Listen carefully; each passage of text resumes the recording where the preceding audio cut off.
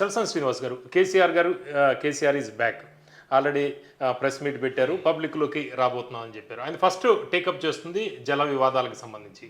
ఆంధ్రప్రదేశ్ తెలంగాణకి ఎప్పటి నుంచో కూడా జల వివాదాలు ఉన్నాయి.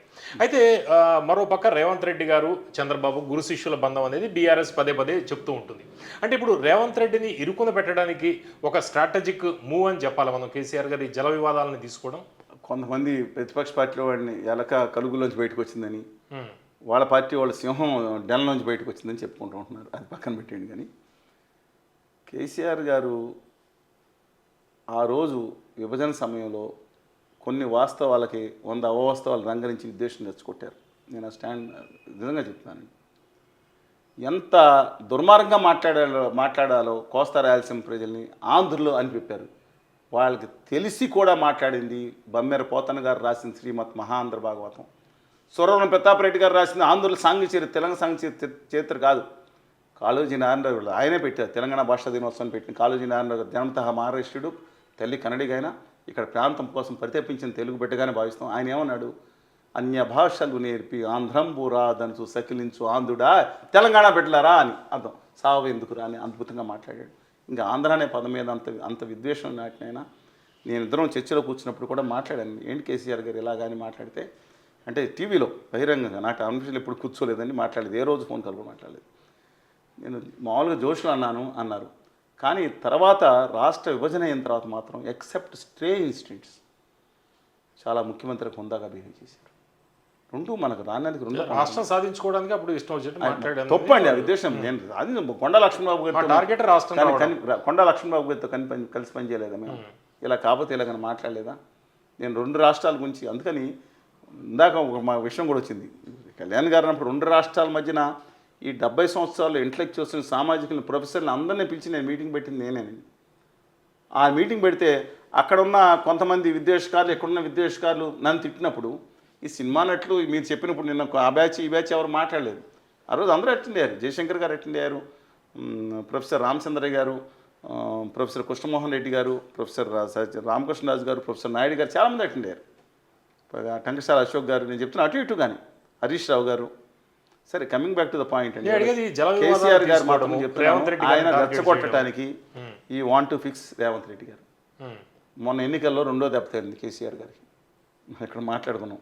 2 ఉప ఎన్నికలు జరిగినాయి. సాధారణంగా అధికార పార్టీ నెగ్గడానికి అవకాశం ఎక్కువ ఉంటుంది, చతురంగ బలాలన్నీ ప్రయోగిస్తుంది కాబట్టి. కానీ మెజార్టీ కౌంట్స్. రెండోది పంచాయతీ ఎన్నికల్లో కూడా ఇవాళకి అంత నిజంగా నేను అనుకుంది, ఎక్స్పెక్ట్ చేసింది ఏంటంటే అండి, గ్రామాల్లో బీఆర్ఎస్ పార్టీకి అనుకూలంగా ఉంది. నిజంగా నేను చెప్తున్నా, నేను మనం మాట్లాడుకుందాం. జూబ్లీస్ బై ఎలక్షన్స్ కూడా ముందరే చెప్పారు, చాలా 15,000 అనుకున్నాం. తర్వాత రేవంత్ రెడ్డి గారు అస్త్రాలు తీసి వాళ్ళ మొదటి భార్య గారిని, తర్వాత వాళ్ళ అమ్మగారిని ఆయన తీశారు, లేదా ఎవరు తీశారు తీసుకొని రావటం, మొత్తం చిత్రంగ బలగాలని వాటి తుమ్మల గారిని, ఒకటి బట్టివి గారిని, పొన్నం గారిని అందరూ పెట్టి యోధులందరినీ మోహరించి యుద్ధంలో వదిలిపెట్టిన తర్వాత ఇంకో 10,000 పెరిగితే ఉంది కానండి.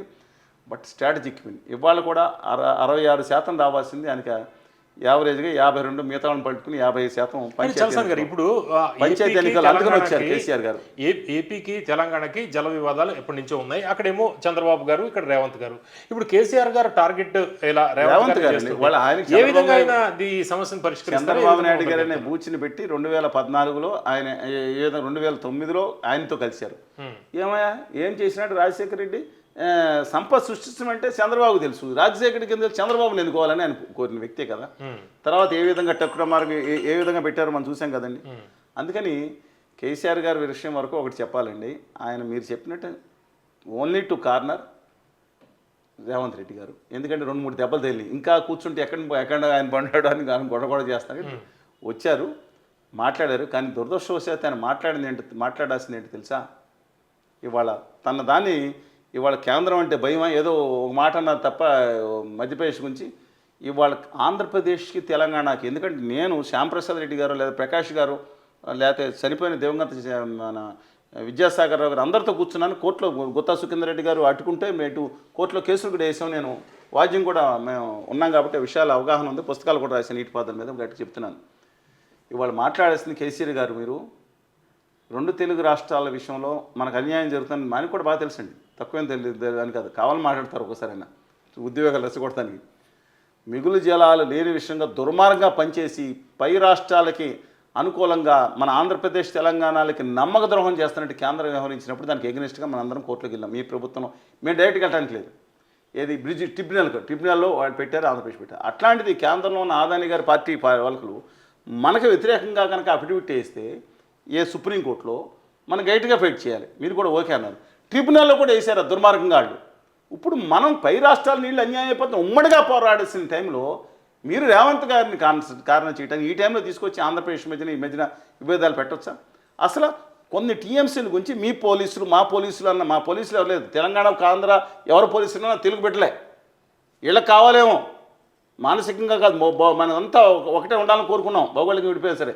ఎందుకని గొడవ పడాల్సి వచ్చింది? ఇన్ని టీఎంసీల గురించా?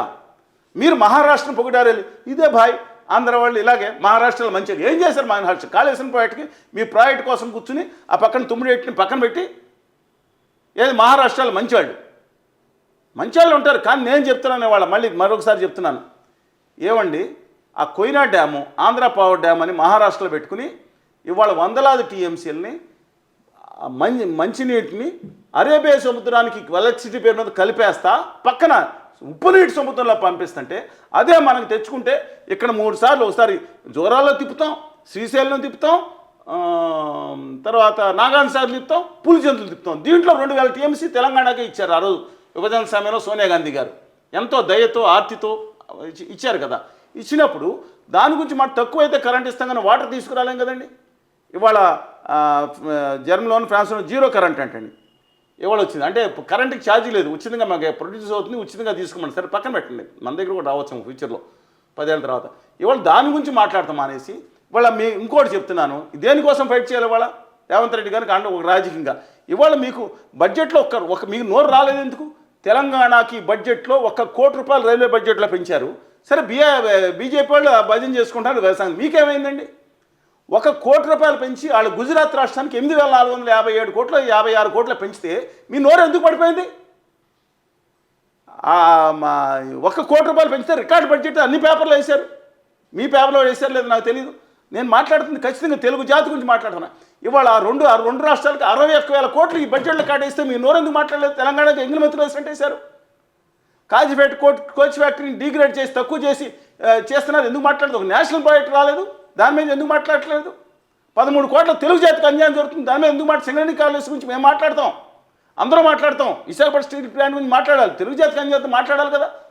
నీటిపారుదల విషయంలో 225 టీఎంసీని గొడవ పడతాం మనం. ఆ 200 టీఎంసీలు తెప్పించుకొని పంచుకుందాం కదా. ఎందుకని ఆలోచించట్లేదు? పాజిటివ్గా నేను చెప్తున్నానండి. వాళ్ళ రాజకీయ రాయించే ప్రజలు మాత్రం దయచేసి కోస్తా తెలంగాణ రాయలసీమ వ్యవసాయ 13 కోట్ల మంది తెలుగు ప్రజల ఆత్మగౌరవం ఢిల్లీ నడిబజార్లో తాకట్టు పెట్టినప్పుడు కలిసి పోరాడాలి. కేసీఆర్ గారు నేను చెప్తున్నాను, తెలుగు జాతికి ఒక ప్రాంతీయ పార్టీ తెలంగాణలో ఉండాలని కోరుకుంటున్నాను నేను. ఖచ్చితంగా ఆంధ్రప్రదేశ్లో కూడా ఖచ్చితంగా ఉండాలి. మీ పార్టీ ఉండేవాడిని తప్పలేదు.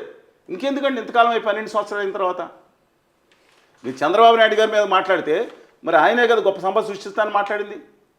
ఒకరిని కారణం చేయడానికి 2 ప్రాంతాల మధ్యన దయచేసి సవరించుకుంటే కేంద్రాన్ని నిలదీసి మనం పరిష్కరించు 6 నెలల్లో పరిష్కరించాలి మన సమస్యను. కేంద్రం పరిష్కరించలేదు, తాంబూలు ఇచ్చిన తనుగు సావండి అంటుంది. దాని మీద కృషి చేద్దాం. తెలుగు జాతికి జరుగుతున్న అవమానాల మీద మీరు ఆల్రెడీ పార్టీ పెట్టారు కదా, ఆ మూసారు దుకాణం అక్కడితే. ఏపీలో విజయవాడలో ఒకటి పెట్టారు కదండి ఆఫీసు, గవర్నీయులు చంద్రశేఖర్ గారు కూడా అధ్యక్షులుగా ఉన్నారు కదా, రాష్ట్రం అంతా పెట్టారు కదా. ఇప్పుడు వద్దా అక్కడ పోటీ చేయరా? టీఆర్ఎస్ అయింది. ఇప్పుడు బీఆర్ఎస్లో టీఆర్ఎస్ ఉందా? మరి బీఆర్ఎస్ ఉన్నప్పుడు ఎందుకండి? మీరు దేశం మొత్తం కావాల్సినప్పుడు ఖచ్చితంగా ప్రాంతీయ అస్తిత్వం తెలంగాణ హక్కులు కాపాడుకోవడం తప్పులేదు. భాషల్లో ఉన్న యాసల్ని వైవిధ్యాన్ని కాపాడుకోవడం ఖచ్చితంగా అవసరమే, ఖచ్చితంగా మద్దతిద్దాం. కానీ దానికోసం తోటిది ఒకే సహోదరులు అండి, ఒకే తల్లి కడుపుని పుట్టాం. మీరు ఏదన్నా అనుకోండి, మర్చిపోయిన తెలుగు మహాసభలు జరిపారు, తెలంగాణ మహాసభలు కాదు. నాకు తెలిసి అద్భుతమైన ఆ పాండిత్యం ఉన్న ఆఖరి తెలుగు ముఖ్యమంత్రి కూడా ఆయన అయి ఉంటారు. ఆఖరి తెలుగు ముఖ్యమంత్రి ఎన్టీ రామారావు గారితో పోల్చలేము అనుకోండి, అది ఎంటైర్లీ డిఫరెంట్. కానీ ఎందుకండి ఇప్పుడన్నా కూడా తెలంగాణ జరుగుతున్న అన్యాయాలు ఇన్ని ఉన్నాయండి. అన్యాయం అక్కడ యువత అన్యాయం అయిపోతుంది. దయచేసి మీరు బొగ్గుబావి దుబాయి అన్నారు కదా, ఇప్పుడు ఎన్ని కనపట్టలేదు. కేంద్రం దగ్గర ఎందుకన్నా మీరు తల ఉంచుతున్నారు నాకు తెలియట్లేదు. రేవంత్ రెడ్డి గారు నిలదీయండి, ఎందుకు తల ఉంచుతున్నారు. అప్పుడు అందరూ కలిసి ఫైట్ చేస్తే తెలంగాణ కానీ కోస్తా కానీ రాయలసీమ కానీ తెలుగు జాతి గొప్పగా ఉండాలని కోరుకుందాం.